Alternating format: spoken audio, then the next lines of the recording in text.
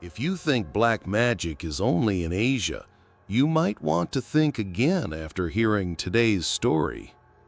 I'm not sure if this is a ghost or a person, but what happened to Wei makes me believe that something very dark is at work behind the scenes. Her ex-boyfriend said he'd let go. He lied. Now, every time her new boyfriend closes his eyes, he wakes up paralyzed, bleeding, and begging for help. What started as love turned into control. What was once a romance is now a ritual. Let's uncover the true story behind a Chinese exchange student, an American girl, and the ex who used dark rituals to make sure no one could ever have her again. Before we go any further, comment where in the world you're watching from, and make sure to subscribe because tomorrow's story might just keep you up at night. Let's explore the following story with Uncle Hollow and X. Wei Zhang had always been a logical person.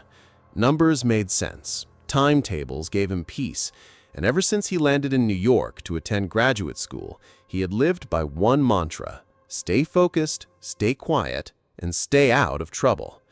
Brooklyn was noisy, fast, and often overwhelming, but Wei found a certain rhythm in the chaos. He lived with his aunt, a reserved woman who worked 2 jobs and reminded him every week, America gives, but it tests first. He studied media communications at a large urban university where students debated everything from capitalism to TikTok. He worked part-time at the library, ate cheap takeout, and avoided drama like it was contagious. Then, Emily Carter walked into his life. Emily was American through and through, blunt, bold, and oddly comforting. She had a southern lilt in her voice, wore vintage jackets that smelled like old bookstores, and had the kind of presence that turned quiet rooms electric. She wasn't afraid to challenge professors, question the syllabus, or call out hypocrisy in a classroom full of strangers. They met in an elective called Public Narratives and Ethics. She sat beside him on the first day, leaned over, and whispered, "This guy's a fraud," nodding toward the professor before winking at Wei. He hadn't even taken off his headphones yet. What started as project partners turned into casual coffees. Those coffees turned into shared playlists, then late-night phone calls. By mid-semester, Wei was no longer just a student. He was in love. With Emily, everything felt vibrant. She introduced him to old diners with sticky menus, took him thrift shopping in the Lower East Side, and even taught him how to ride a bike in Central Park. She asked questions about his childhood, listened to his silence, and didn't try to fix his quietness. He admired her confidence. She respected his calm. But as their bond deepened, Wei started to notice something else in her, something she rarely talked about: a shadow. Emily had a past, everyone does, but hers came with a name: Damian Laurent. "He wasn't abusive in the way you're thinking," she once said while they lay side by side in her apartment. "It was mental, psychological. He knew how to get in your head. It took me months to leave." Wei nodded but didn't pry. He figured everyone has their ghosts. She seemed fine now, stronger, smarter. But ghosts don't stay dead just because you stop looking back. One Friday evening, as Wei was heading back from the local bodega with a bag of groceries, he noticed something strange. The front door to Emily's apartment, usually bolted, was slightly ajar. He paused. Did she forget to close it? He pushed it open and stepped inside. Emily was standing in the kitchen, frozen. Her hands rested on the countertop, but her knuckles were white. At the dining table sat a man, tall, relaxed, and out of place. He was dressed in a soft gray sweater, sipping a glass of water like he owned the apartment. The man stood up slowly, smiled, and extended his hand. "You must be Wei. Emily's told me about you." "I'm Damien. Just passing through. No need to be alarmed. I was, in the area." His tone was friendly. Too friendly. His eyes, though, Wei noticed, were scanning him like a specimen. And just like that, he was gone. Out the door, down the hall. Emily's body slackened. She didn't speak, didn't move. "Emily?" Wei asked gently. She turned to him, pale. "He's not supposed to come here," she whispered. "I never gave him this address." Wei tried to comfort her. "It's okay, he's gone." But he wasn't. Not really. Damian had reappeared, and with him something much darker had been set in motion. The night Damian appeared at Emily's apartment was the night things started to feel wrong. Wei had never been superstitious. He didn't believe in ghosts or curses, but there was something about Damian, his presence, his voice, the way Emily reacted that clung to Wei's mind like smoke. It didn't make sense. Nothing about their brief encounter had been overtly threatening. Damian had smiled. He'd said all the right things. And yet, Wei couldn't stop replaying the way Damian looked at him. It wasn't jealousy. It wasn't hostility. It was something else. Like Damian already knew how this would end, and Wei didn't. Emily refused to talk about it the rest of the night. She stayed quiet, withdrawn. And when Wei brought it up the next morning, she brushed it off. "I'll handle it," she said simply. But she didn't. A week passed, then 2. Wei tried to focus on his classes, on editing his final project, on prepping for an internship interview. But the more he tried to ignore it, the more something seemed to press in around him, not just emotionally, but physically. It started with a sharp sting on the back of his calf one afternoon while riding the subway. He jerked in his seat, looked around, but no one was even near enough to touch him. Just a middle-aged man reading The New Yorker and a teen scrolling through TikTok. Wei shook it off. A twitch, a nerve thing, maybe a bug. Later that day, another sharp prick, this time in his side while standing in line at the university cafe. And again, no one close enough. He looked down to find a tiny red dot, like a pinprick, and a faint trail of blood soaking into his shirt. Over the next few days, the stings increased, random, quick, and almost always in public. Subway, library, lecture hall. It felt like being jabbed with a needle from nowhere. The pain was real, the blood was real, but the source? Invisible. Then came the incident in class. He was sitting in media ethics, halfway through a presentation when a stabbing pain hit him just above his hip. Wei gasped loudly and half stood from his chair in reflex. Everyone turned. The professor paused. "Mr. Zhang?" Wei could barely speak. "Sorry, I thought—" "I'm fine," he mumbled, sitting back down as fast as possible. But whispers had already started. After class, someone from the back row asked, "Hey man, you okay? That looked like a panic attack or something." Wei smiled awkwardly and waved it off. It wasn't a panic attack. It was something else. That night, he finally tried to tell Emily. They were eating takeout in her apartment, watching The Office, when he paused the show and turned to her. "I think I've been getting hurt. I don't know how. It's like tiny stabs, almost like needles." Emily went very still. She didn't blink, didn't move. Then she turned the TV off and sat facing him. "Where?" she asked. He showed her the small red marks, one on his arm, one on his leg, one just under his rib cage. She touched them gently, like they were burns. Her hands trembled. "Have you told anyone else?" she asked. "No," I said. "Why?"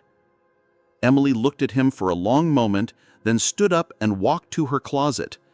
From a shoebox on the top shelf, she pulled out a leather-bound notebook, old, worn, covered in faint, swirling patterns.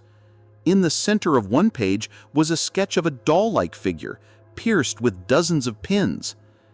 "It's called a binding ritual," she said. "He did this to me once, when we broke up. It sounds insane, I know, but this is what it felt like. The needles, the pain, the confusion. It only stopped when I went back to him." Wei stared at her. "Emily, you're not serious. You think Damien is doing this?" "I don't think. I know." She flipped to another page, this one showing a photograph printed from an old email. It was blurry, but clear enough to make out a wooden box filled with photos, pins, and what looked like strands of hair. "He used pictures," she whispered. "He believed they held energy. If he could stab the photo, he could hurt the person. I didn't believe it at first either, but the pain, the way it disappeared when I was near him and returned the moment I left." Wei felt cold all over. "But that's superstition. It's impossible." Emily met his eyes. "Then how do you explain what's happening to you?" Wei didn't have an answer. That night he couldn't sleep. Every creak in the apartment felt like footsteps. Every breeze against his skin felt like a finger. By morning, he was exhausted and on edge. And then, just as he was leaving for class, he noticed something on Emily's wall. A string of photos they'd taken together hung across a beam above her desk.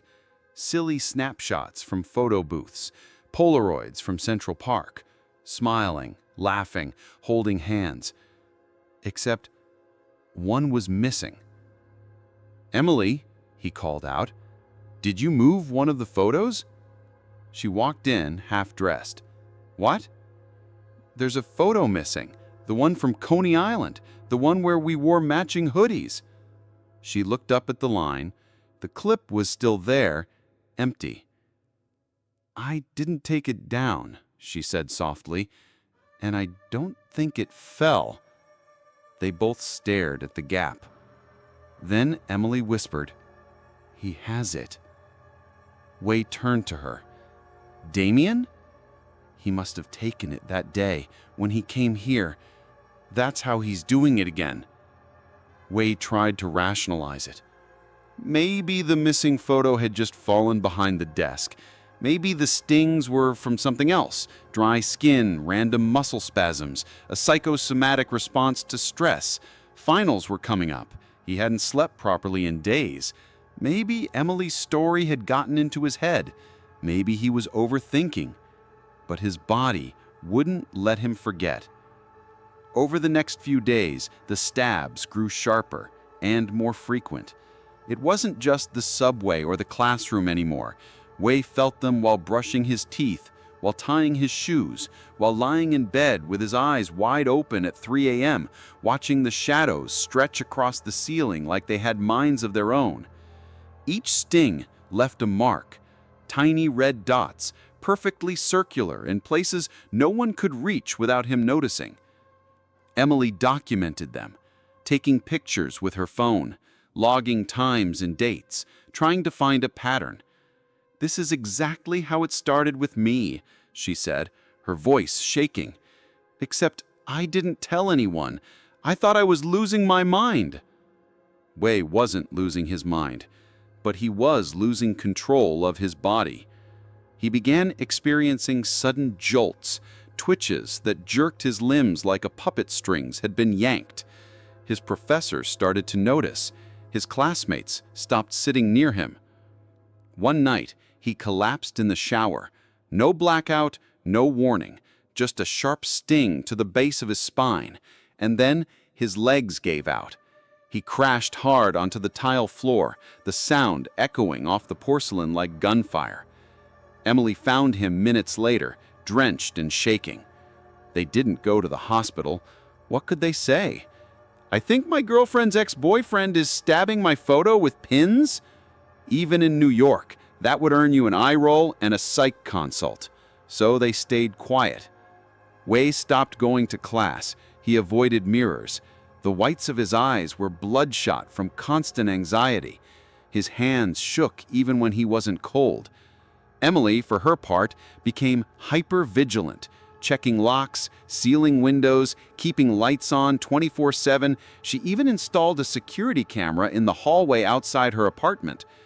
But none of it helped, because the attacks weren't coming through doors or windows. They were coming through something much darker. One Saturday afternoon, Wei was at his aunt's house, trying to act normal. He'd promised her he'd spend the day with her, helping fix a broken shelf, catching up over tea.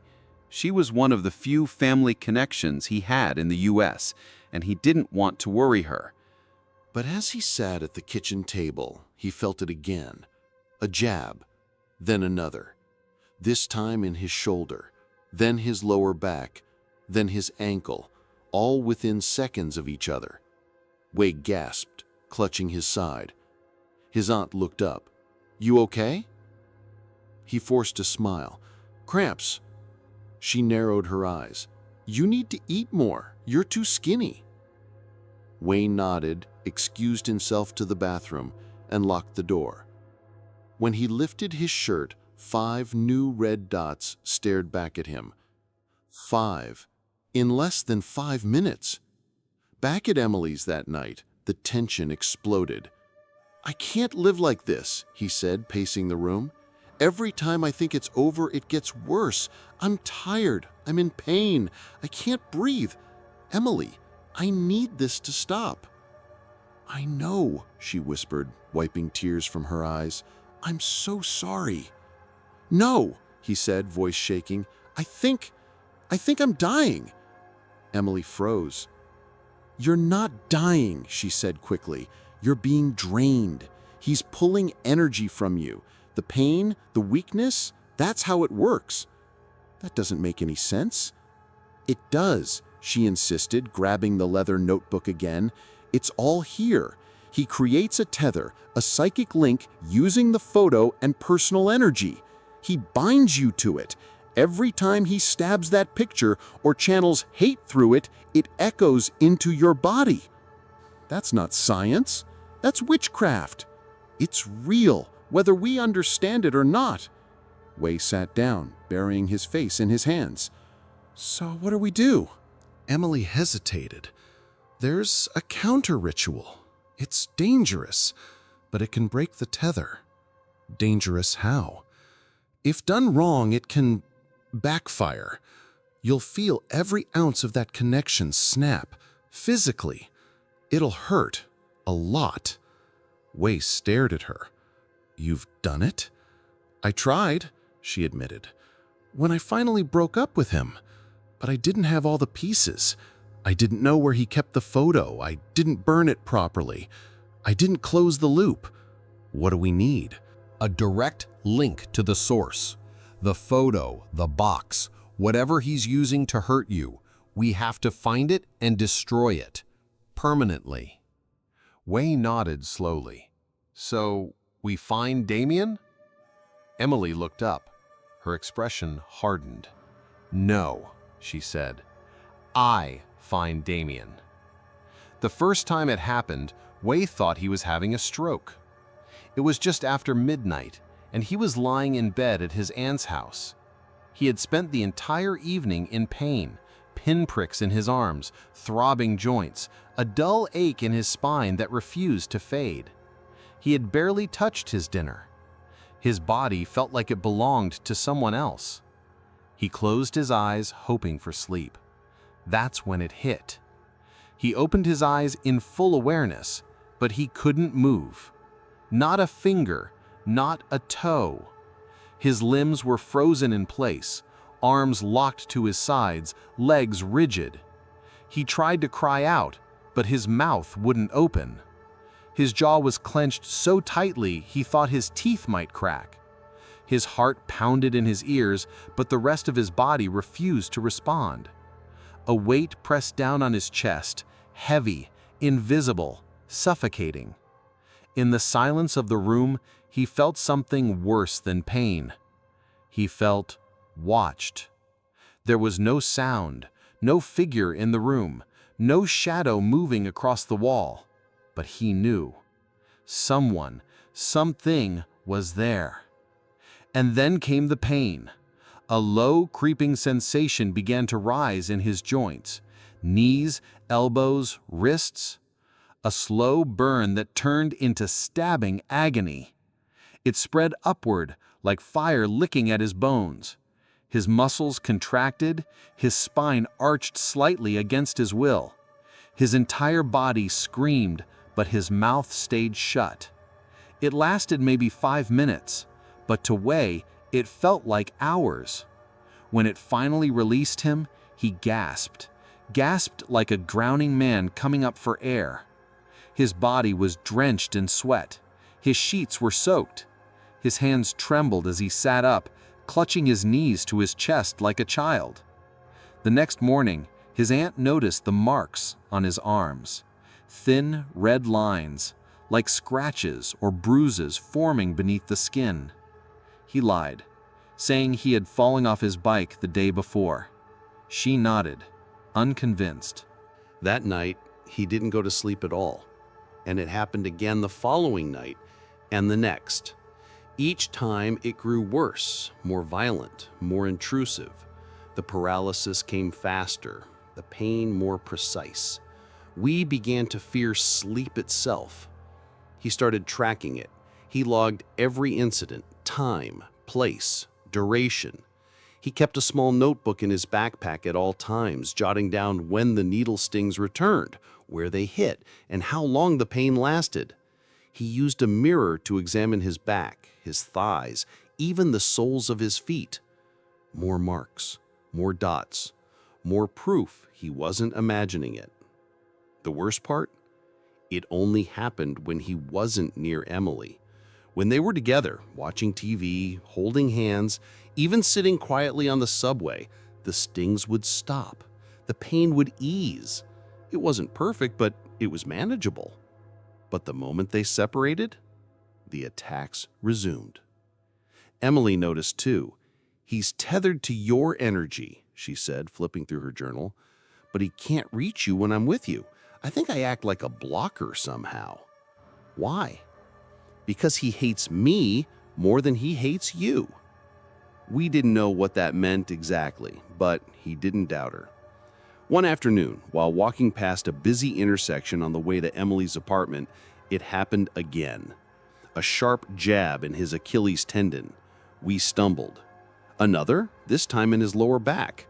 By the third sting, he nearly fell into the street. A stranger grabbed his arm just in time. "You good, man?" the guy asked. We nodded, panting. "Just cramps." It was the best he could come up with. He limped the rest of the way. Emily made him tea when he arrived. She rubbed his shoulders, kneading the knots in silence. Then she sat beside him on the floor, leaning her head against his chest. "We have to stop this," she whispered. "I know. I think he's getting bolder." We swallowed hard. "What happens if we don't?" Emily didn't answer. Instead, she reached for her phone and showed him a photo, a grainy, black and white image of an old book page. In it, a drawing of a human silhouette was surrounded by nails, twine, and what looked like a circle of runes. "He's not just hurting you, he's preparing something." We stared at the screen. Preparing what?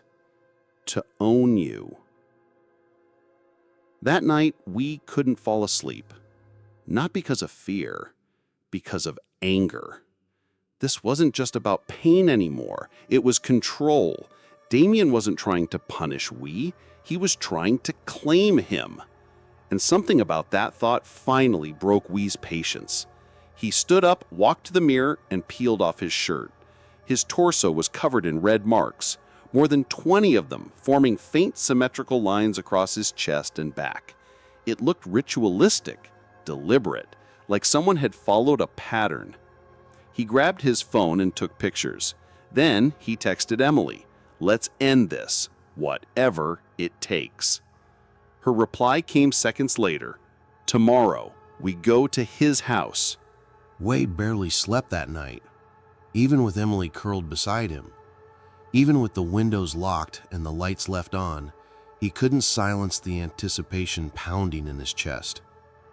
Tomorrow, they'd be standing in front of Damien Laurent's house, not just imagining him, not fearing him from a distance, but facing him. After weeks of pain, confusion, and paranoia, it would all come down to this. But before the confrontation came revelation. The next morning, as Emily packed her bag with evidence, photos of Wei's injuries, screenshots of their message logs, copies of old ritual pages, Wei sat on her bed, watching her. She looked different. Not just tired, but haunted. He'd seen that look before. Back when she first mentioned Damien, it had been a passing warning. He was intense, controlling, hard to shake. The way people talk about toxic exes with a touch of regret and a forced smile. But now, she wasn't smiling. "You okay?" Wei asked gently. Emily hesitated, then sat beside him, notebook in hand. "I never told you everything," she began, staring down at the leather cover. "About what Damien did to me." Wei stayed silent. "I didn't want to scare you, or make you think I was crazy, but you need to know." She opened the notebook, flipping past pages of diagrams and handwritten notes until she landed on a photograph, one Wei hadn't seen before. It was old, slightly crumpled, black and white. The image showed Emily, younger, sitting cross-legged in what looked like a candlelit room. She was surrounded by chalk symbols, her eyes closed, her hands resting on her knees. A man, Damian, stood behind her, his face blurry, a cloth in one hand. Wei blinked. "What is this?" "A ritual, one of many," Emily said flatly. "He called it energy anchoring, said it was a way to strengthen trust. At the time, I thought it was just spiritual nonsense, like yoga with extra drama." She turned the page. "There were others, more intense. One where he cut a lock of my hair without asking. One where he made me draw blood from my fingertip and mix it with his. I laughed, thought it was edgy, harmless." Another page. A photo of a wooden box filled with trinkets, jewelry, torn fabric, photos with pinholes. "I didn't realize until too late, these weren't just games to him. He believes in this stuff. And the more I tried to pull away, the more intense it got." She paused. "There was one night when I told him I was done, that I wanted out. The next day, I started feeling sick. My limbs went numb. My mouth tasted like iron. I couldn't eat, couldn't sleep. I thought I had the flu, but the hospital found nothing."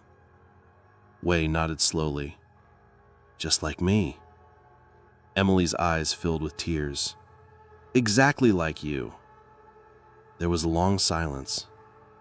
Then she whispered, "He made me feel like leaving him would break me. And in a way it did. I only escaped because one night while he was asleep, I found the box, my picture, my hair, my blood dried on a piece of fabric." "What did you do?" "I burned it, right there in his apartment. Stuck it in the sink, poured whiskey on it, and lit a match." Wei raised an eyebrow. "And that worked?" "Kind of. The symptoms faded. I moved out, blocked his number, never looked back. Until you." Wei swallowed hard.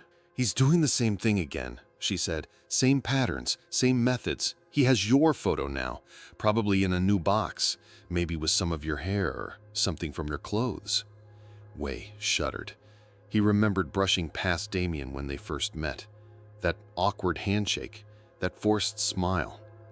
"He could have lifted something," he said, "from your apartment, or from me." "Exactly." Wei clenched his jaw. "So how do we stop it?" Emily didn't answer right away.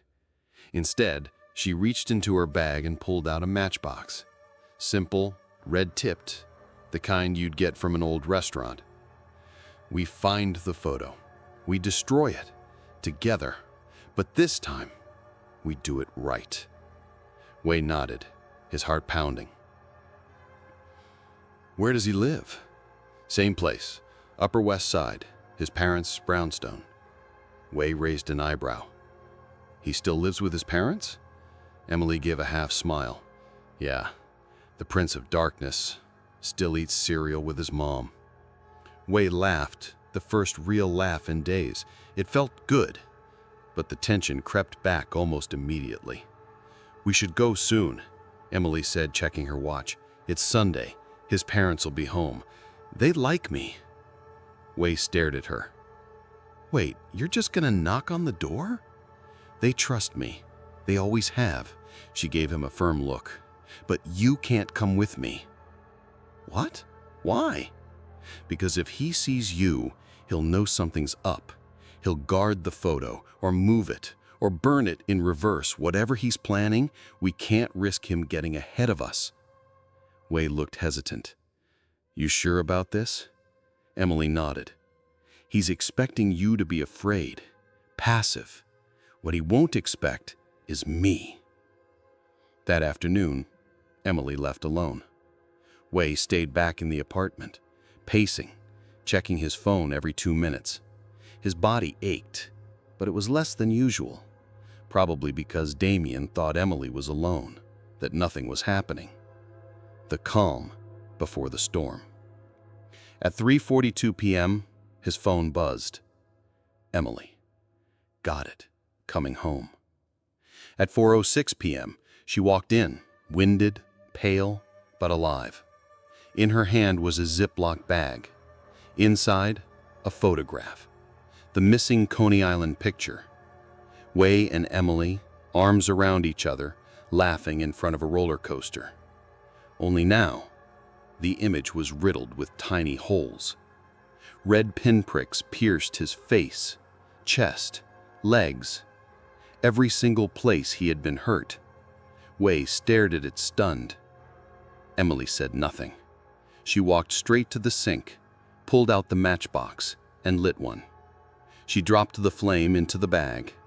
It ignited instantly.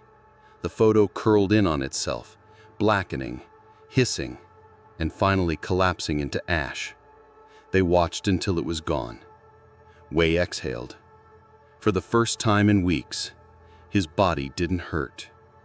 And Damien would feel the burn. The first night after the photo was burned, we slept. No stabbing pain, no shadowy presence, no muscle spasms or night terrors. Just sleep. Deep, dreamless, blessed sleep. He woke up feeling like someone had replaced his entire nervous system. His limbs didn't ache, his neck didn't sting, his shoulders didn't twitch involuntarily. For the first time in weeks, he could stretch his arms above his head without wincing. Emily watched him from across the kitchen, sipping coffee, her eyes cautious but hopeful. "Any pain?" she asked. Wei shook his head. "Nothing." "Any stiffness, twitching, tingling?" He grinned. "No, just coffee withdrawals." Emily laughed, a full, unguarded laugh, and it felt like oxygen filled the room again. They spent the morning cautiously optimistic. Wei documented everything. No new red dots, no tightness in the joints, no unexplained fatigue. Emily kept checking the hallway camera feed, just in case Damian tried anything desperate. But nothing came. For the first time since Damian re-entered their lives, it was quiet. Too quiet. By evening, Emily grew uneasy. Burning the photo was only part of it, remember? There was a whole box when I was with him, a whole collection. What if he has more? What if he made backups? Why would he need more than one? Because he's not playing with feelings anymore. He's using ritual systems. It's not just obsession, it's structure, repetition, layers of intent. She reached for her notebook again, flipping to the page labeled Anchoring Methods. It showed different symbolic systems, triads, grids, spirals. One diagram showed 3 identical items used in unison: a hair sample, a photo, and a written name. If he's following a structured pattern, then burning just the photo might not be enough. We broke one link, but if there are others, it might still tether you in some way. We rubbed his temples. You think there's more? I know there's more. I just don't know what. That's when we remembered something. Wait, when I was at his house, when he shook my hand, that was the only time we touched, right? Emily nodded. I was wearing that navy jacket, the one you gave me, remember? Her eyes widened. You left it at my place for a week after that. We stood up, went to her closet, and pulled it out. It looked normal, smelled like detergent and the faintest trace of incense from Emily's essential oil diffuser. But when he reached into the inside pocket, something crinkled. A thin slip of paper. He pulled it out. Emily gasped. It was a printed photo, wallet-sized, slightly pixelated, but unmistakable. A close-up of Wei's face from one of their park selfies. On the back, handwritten in faint black ink, was his full name in both English and Chinese. There were 4 pinholes punched through it, one in the neck, one at the chest, one at the temple, and one in the lower back. Exactly where he had felt the most pain. We stared at it, stunned. This was on me the whole time? He whispered. Emily snatched it from his hand, furious. He planted it during that handshake. She turned it over, examining the edges. No burn marks, no blood stains, but there's ash on the corner, like it was near something else that burned. Suddenly she froze. Her eyes locked onto a faded pattern on the paper, barely visible beneath the ink. A symbol, one she recognized. It's not just a photo. It's part of a binding grid. He layered it, photographed it, then embedded his symbols under the print. Wei's skin prickled. So even if we burned the main one, There could be dozens. She flipped through her notebook to a sketch labeled Nested Anchors, a theory she'd written down but never confirmed. When one object is destroyed, another takes its place if it shares enough symbolic or energetic weight. Okay, Wei said, standing. Then we need to find the rest. Emily hesitated. That's not going to be easy. Why? She turned slowly toward the shelf by her bed, pulled out a small wooden box she hadn't touched in years, and opened it. Inside were photos, old ones, of her, of Damian, of other girls he had dated, all riddled with pinholes, markings, wax stains, artifacts from a past she thought she'd escaped. This was just my set, she said. He had a room. At his parents' house, a locked one. Wei's eyes narrowed. Is that where he keeps everything? I don't know, she said, but if there are more, that's where they'd be. Wei didn't even blink. Then we go back. Emily stared at him. We can't just walk in there again.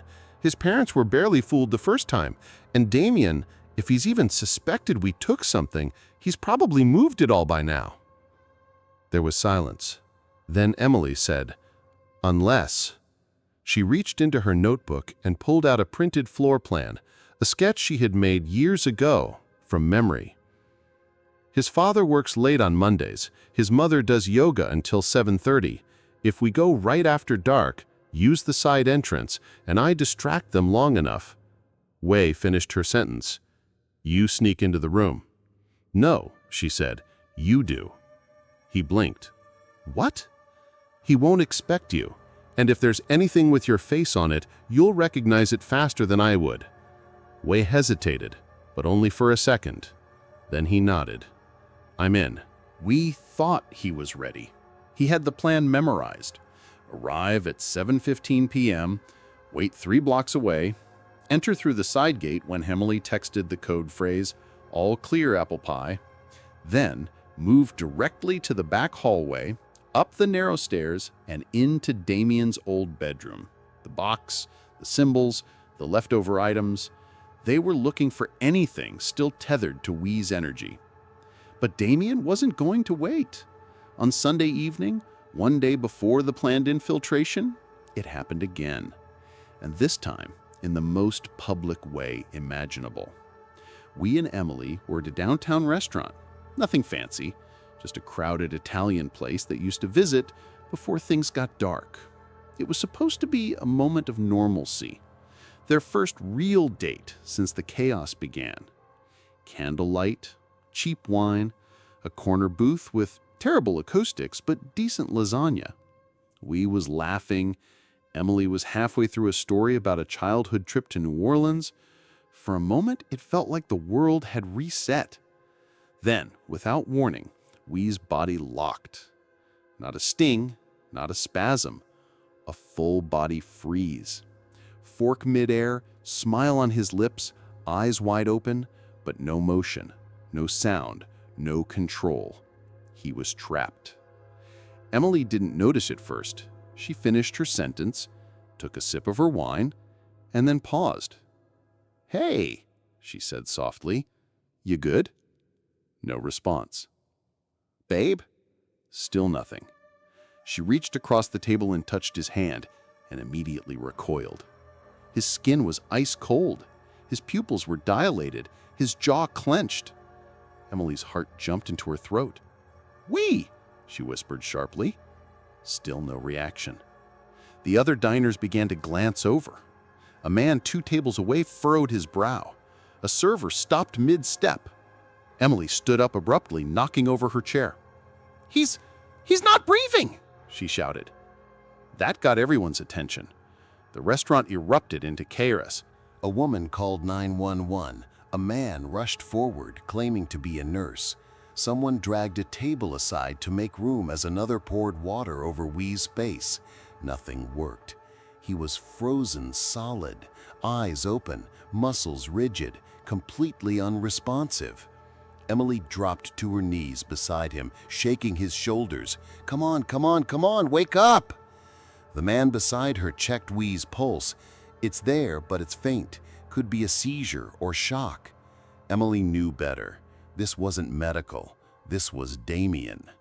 Suddenly, Wei's body convulsed just once, and his fork clattered to the floor. His eyes blinked rapidly, like someone rebooting inside his skin. He gasped. Air filled his lungs in a long, choking inhale. He blinked again, then looked around, confused, dazed, soaked in sweat. Emily wrapped her arms around him. "You're okay. You're back." The ambulance arrived 5 minutes later. They insisted on checking him out. Heart rate, reflexes, blood pressure, everything appeared normal. Could be stress-induced catatonia, the EMT said. Happens more than you'd think. Emily nodded, knowing better. They refused transport to the hospital, signed the waiver, and left through the back door. In the cab home, Wei was silent. Emily reached for his hand. "You don't have to say anything." Wei finally spoke. "It wasn't pain this time." "What do you mean?" "It wasn't needles or burning. It was like I was standing in a room with no walls, no floor, no ceiling, just silence. Like my body was here, but I wasn't." Emily shivered. "That's not a tether anymore. That's possession." They sat in silence for the rest of the ride. Back at the apartment, Emily went into emergency mode. "This changes everything," she said, pacing the room. "He's escalating. It's no longer about hurting you. He's trying to take you." Wei sat on the couch, still pale. Can he do that? If he has a strong enough link, yes. There are rituals that allow the caster to override a subject's nervous system. It's rare, dangerous, but if anyone's obsessed enough to try it... She didn't finish. Wei clenched his fists. "Then we don't wait until Monday." Emily looked at him. "Tonight?" He nodded. "We go now." At 11:02 p.m., they stood across the street from Damien's brownstone. Lights were on in the living room. The second floor was dark. Emily texted her code phrase, "All clear, apple pie." Wei crossed the street, climbed the side steps, and slipped in through the unlocked gate. The yard was quiet, the grass slightly damp. He moved quickly, his adrenaline drowning out any hesitation. Inside, the hallway was narrow and smelled like old wood and detergent. He made his way upstairs, heart thudding. Damian's room was at the end of the hall. He turned the knob. Unlocked. Inside, everything looked normal. Too normal. Like a staged Airbnb. Minimalist furniture, a shelf of books, a laptop on a desk. But Wei knew better. He dropped to the floor and looked under the bed. Nothing. He moved to the closet. Shoes, a gym bag, a sweater. Then, behind a row of hanging coats, he found it. A small black safe tucked against the wall, locked with a dial. Wei's hands trembled. He didn't know the combination. He cursed him under his breath. Then, he noticed something taped to the underside of the top shelf. A sticky note. 3 numbers. He dialed. Click. The safe opened. Inside, photos, dozens of them. Not just of Wei, but of many people. Some old, some recent. Most marked, stabbed, folded, singed. At the very bottom, Wei's missing passport photo. It had his name, date of birth, and a symbol drawn in red ink on the back. A spiral surrounded by what looked like teeth. He grabbed them all, every last one, stuffed them into his backpack. He closed the safe, shut the closet, and slipped out of the room. By the time he made it back to the sidewalk, Emily was already hailing a cab. "You got them." Wei nodded. "All of them." She looked at him, jaw tight. "Then let's finish this." They didn't go home. Emily gave the driver a different address, a closed auto repair shop near the edge of the city, a place she knew was abandoned, quiet, and far from curious eyes. By midnight, they were standing inside the empty garage. The flickering fluorescent lights barely lit the dust-covered floor. The air smelled like rust and forgotten oil. It was perfect. "We do it here," Emily said, her voice low and steady. Wei opened his backpack and pulled out the collection, photos, charms, folded papers, and items too disturbing to name. Dozens of people, all trapped in Damian's web. Each picture had been marked in some way: ink, ash, pins, blood. Some had names, others didn't. Wei stared at them, a chill crawling down his spine. "I thought I was the only one," he murmured. Emily shook her head. "You were just the latest." She had brought supplies: salt, candles, a metal bin, and lighter fluid. This wasn't just going to be a fire. It was going to be a purge. "We burned them all," Emily said. "Every item, every mark. We destroy the structure." Wei looked at the items again. "What if we miss one?" Emily hesitated, then pulled a folded envelope from her jacket. Inside was a printed report, a background investigation. Damian's been linked to at least 3 police reports over the past 5 years, all vague. Psychological breakdowns, missing time. One girl disappeared for 72 hours and woke up in a motel with no memory. She thought she was drugged. They couldn't prove it. She handed the paper to Wei. "I think this is bigger than just obsession. He's experimenting, pushing limits, seeing how much power he can take." Wei clenched his jaw. "Then we end it tonight." They worked in silence. Emily drew a salt circle, muttering words in French under her breath, left over from Damian's old rituals, now twisted into a form of reversal. Wei lit the candles surrounding the bin. The photos went in first, then the personal items, then the final piece, the small passport photo with the spiral symbol. Emily paused before dropping it in. "You ready?" she asked. Wei didn't blink. Yes. She lit the match. The flame caught instantly, brighter than it should have. The fire roared, tall and violent, casting shadows across the garage. A gust of air whooshed around them, even though the doors were shut.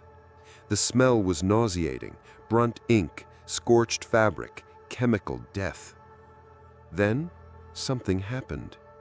The flames changed color, from orange to green, from green to blue, then white, a searing, blinding white that forced both of them to shield their eyes. Emily screamed. Wei dropped to his knees, clutching his chest.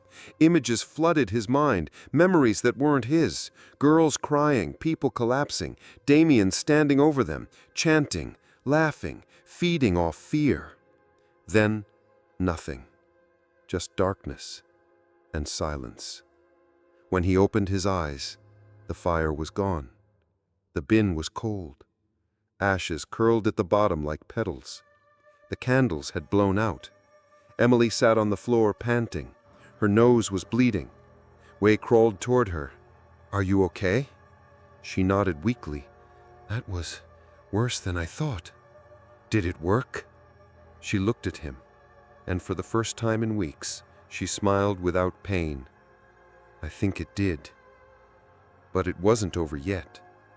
The next morning, Damien showed up at Emily's apartment, unannounced, uninvited. He looked pale, sickly.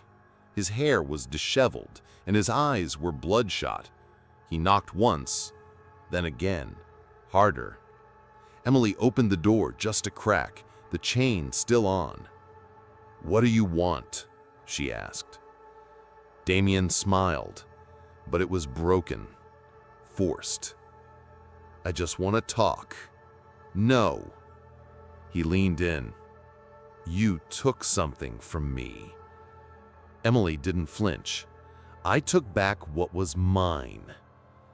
He stared at her for a long time.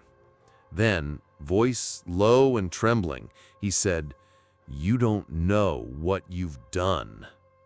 She leaned closer, her voice ice-cooled. "If you ever come near me or Wei again, I swear to God, I will destroy you." He smirked. "You already tried." Emily slammed the door shut. 3 weeks later, Damien Laurent was arrested by federal authorities. The charges were vague in the press: interstate coercion, harassment, unlawful psychological experimentation. But insiders leaked details to forums and independent investigators. Items found in his room, recordings of ritual chants, evidence linking him to a network of fringe occultists. Emily was contacted as a potential witness. So was Wei. They declined interviews. They had moved, far from Brooklyn, far from everything. A new apartment in a new city. No forwarding address, just peace. Wei still kept the notebook, not to study it, but to remember, to remind himself of what obsession, when mixed with power, can become. And at night, before turning out the lights, he always checked the wall where they hung their newest photo together. Not for pins, just for the joy of seeing it untouched. They didn't talk about Damian much anymore. There were moments when his name would rise in their minds, during a thunderstorm, a sudden silence, or a flicker of déjà vu. But Emily and Wei had made a quiet agreement. The past had taken enough from them. Now, it was time to live. They moved to a small city on the West Coast, coastal, quiet, and nothing like Brooklyn. Their apartment was modest, 2 bedrooms, a little balcony that faced the ocean, and neighbors who minded their own business. Wei took a job at a local university's media lab. Emily began working part-time at a bookstore while attending therapy, both for herself and for others, studying trauma support for survivors of psychological abuse. Life became soft again. uneventful even. And that was a blessing. One morning, as they shared coffee on the balcony, Emily leaned against him and whispered, "I don't think he's done with us." Wei didn't look startled. He sipped his coffee and replied calmly, "Maybe, but we're done with him." She smiled. There was something different in them now, not fear, but resilience, as if what they had gone through had forged a silent bond, one that didn't need words to be understood. The FBI never released full details of Damien's case to the public. Most people assumed it was just another tech-obsessed creep who got too deep into cult forums, a footnote in a world full of noise. But Wei and Emily knew better. They knew the rituals had worked, not just because they had felt them, but because they had survived them. What Damien did wasn't magic in the way Hollywood sells it. It wasn't cloaks and Latin incantations. It was obsession, focus, the manipulation of energy, intent, and belief until a person became property. And they had taken that power back, together. Months passed. On the anniversary of the fire, the night they burned the photos, they held a quiet ritual of their own. Nothing fancy, no symbols, no circles, just a candle and a promise. Emily wrote a letter to her past self, folded it, burned it, and let the ashes fall into the ocean. Wei didn't write anything. He simply watched the flame and whispered, "Never again." Then he turned to Emily and said, "I want to marry you." She laughed. "Did you wait until after the spooky season?" He grinned. "We earned a normal life." And they did, because real love doesn't bind, it frees. And sometimes the scariest demons aren't the ones we summon. They're the ones we let into our hearts. But healing, that's the real magic. We often think death is the end. But in many cultures, especially in Asia, death is just the beginning of something else, a transition, a test, a question of how the living will remember and how the dead will respond. This story isn't just about fear, it's about responsibility. Tran Hao wasn't cursed, he wasn't chosen by fate. He made a mistake, one any of us could have made, and paid the price with fear, shame, and sleepless nights. But through it, he gained something many people never do: respect for the unseen. In a world driven by speed and convenience, we forget that dignity doesn't end when life does. How we treat the vulnerable, even in death, says everything about who we are. Hao's father wasn't a priest, he wasn't wise in words, but he taught his son one timeless truth. The dead don't ask for much, but if you treat them like they're nothing, they'll remind you they were someone. If this story haunted you, moved you, or made you think, don't leave without letting us know. What do you believe happens when someone dies with unresolved anger? Comment below. We want to hear your thoughts. And if you're new to the channel, hit subscribe now. Tomorrow's video is even more unsettling. You won't want to miss it. Like the video if it gave you chills. Share it with someone who needs to respect the dead a little more.